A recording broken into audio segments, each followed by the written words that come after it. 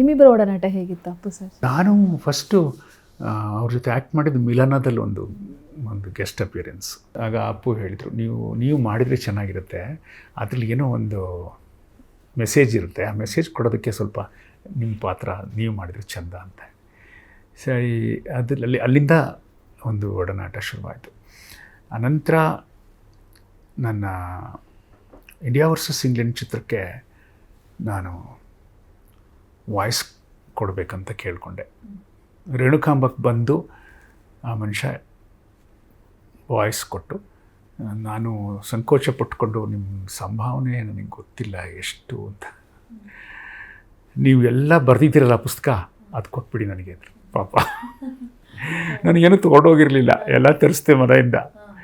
ಅವ್ರ ತಂದೆ ಹಾಗೆ ಕೇಳಿದರು, ನಿಮ್ಮ ಪುಸ್ತಕ ತಂದು ಕೊಡಿ ಅಂತ. ತರಿಸ್ಕೊಂಡು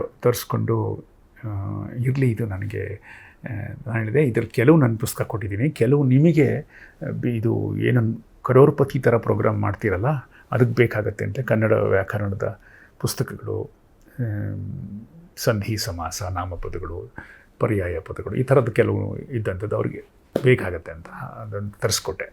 ಅಪ್ಪು ಜೊತೆಗೆ ನಾನು 1-2 ಸಿನಿಮಾ ಮಾಡಿದರೂ ಕೂಡ ಆತನ ವ್ಯಕ್ತಿತ್ವ ನನಗೆ ಬಹಳ ಇಷ್ಟವಾಗಿತ್ತು. ಸಾವಿಗೆ ಎಲ್ಲಿದೆ ಉತ್ತರ? ಜಿ ಕನ್ನಡ ನ್ಯೂಸ್ ಪ್ರೀಮಿಯರ್ ಲೀಗ್ಗೆ ನೋಂದಾಯಿಸಲು ಈಗಲೇ ಸಂಪರ್ಕಿಸಿ 9711881960. ಜಿ ಕನ್ನಡ ನ್ಯೂಸ್ ಪ್ರೀಮಿಯರ್ ಲೀಗ್ನಲ್ಲಿ ಫ್ರಾಂಚೈಸಿ ಆಗಲು ಈಗಲೇ ಸಂಪರ್ಕಿಸಿ 9711881959.